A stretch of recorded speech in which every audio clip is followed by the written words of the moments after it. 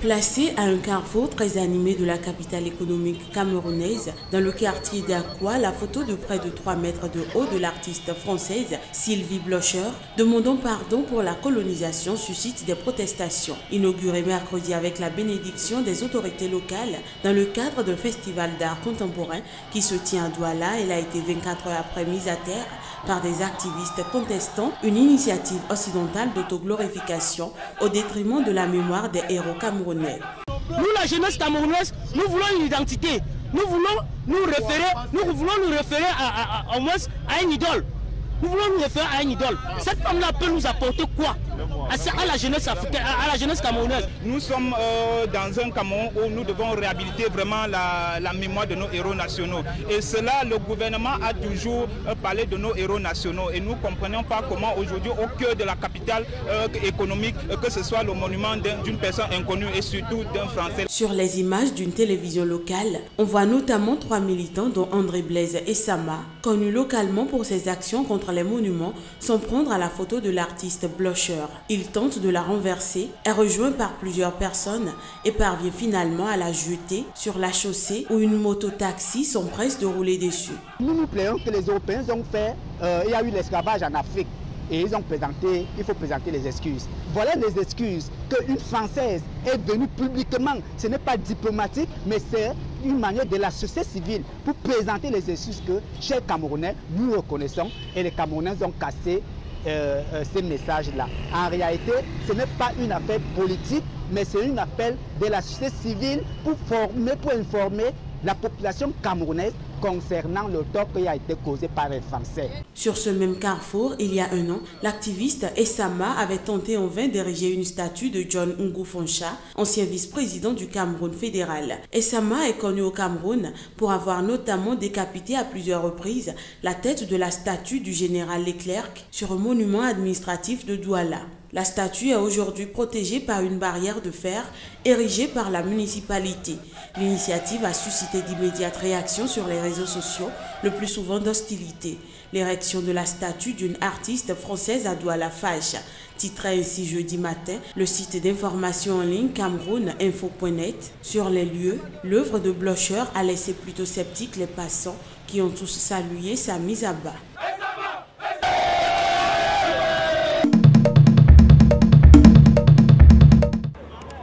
La Commission électorale nationale NIC est dans l'obligation d'entamer l'organisation du second tour. Voilà ce que mentionne l'arrêt rendu par la Cour suprême du Libéria ce 7 décembre 2017. Cette dernière a autorisé jeudi sous condition la tenue du second tour de l'élection présidentielle, rejetant ainsi les recours de candidats arrivés derrière l'ex-star du foot Georges Weah au premier tour du 10 octobre. Et pour cause, les irrégularités constatées n'étaient pas d'une ampleur suffisante pour remettre en cause les résultats. Par cette décision, la Cour lève sa suspension du processus prononcé le 6 novembre lorsqu'elle avait enjoint la NIC de statuer d'abord sur le recours du candidat arrivé en 3e position avec 9,6% des voix, Charles Brumskine, auquel s'est joint Joseph Boakai. La Cour suprême a ordonné dans la même décision à la NIC de réviser sérieusement les listes électorales très critiquées. La date de ce second tour entre Georges Weah et le vice-président sortant Joseph Boakai, qui devait initialement se tenir le 7 novembre, n'était pas connue dans l'immédiat. Le mandat présidentiel débute le 3e lundi ouvré de l'année suivant l'élection, ce qui laisse peu de temps pour tenir les délais constitutionnels, a mis en garde à plusieurs reprises ces dernières semaines la communauté internationale.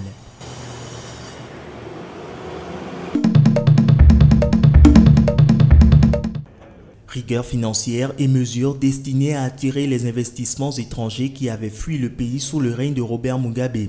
Tels sont les points saillants du projet de budget 2018 présenté par le nouveau gouvernement du Zimbabwe au Parlement ce jeudi.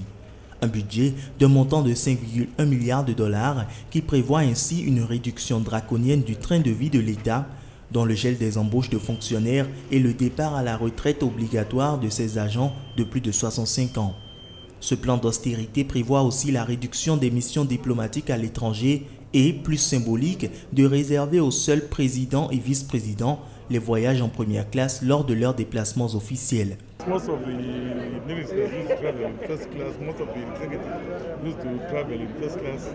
La plupart des ministres se déplaçaient en première classe. La plupart des cadres ont voyagé en première classe. Mais nous sommes maintenant relégués en classe affaires, ce qui représente une réduction importante des dépenses gouvernementales.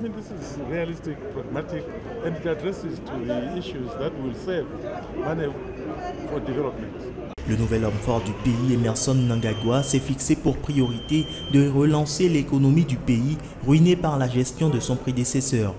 Le ministre des Finances, Patrick Chinamasa, a notamment annoncé un adoucissement d'une loi imposée par l'ex-président qui limitait à 49% la part des intérêts étrangers dans le capital des entreprises opérant dans le pays. Ce seuil ne s'appliquera plus qu'aux mines de diamants et de platine. Les autres secteurs de l'économie seront désormais ouverts à tous les capitaux, quel que soit leur pays d'origine. Cependant, il ne connaît pas l'unanimité auprès de tous les députés. Je pense que je m'inquiète de quelques problèmes en particulier. Nous allons quand même avoir un déficit budgétaire, bien qu'il soit prévu qu'il sera réduit. Mais à mon avis, comme point de départ, nous aurions dû essayer d'amener le gouvernement à vivre dans la limite de ses moyens, à recourir au budget de trésorerie et ensuite, vous ne dépenserez que ce que vous avez perçu. Selon la Banque mondiale, le produit national brut du Zimbabwe n'a pas dépassé 0,7% en 2016. La dette zimbabwéenne auprès de la Banque mondiale et des autres bailleurs se monte à environ 5 milliards de dollars. Le ministre des Finances a également confirmé l'intention des nouvelles autorités du pays de renouer leurs relations avec la Grande-Bretagne, les États-Unis, l'Union européenne et les bailleurs de fonds internationaux.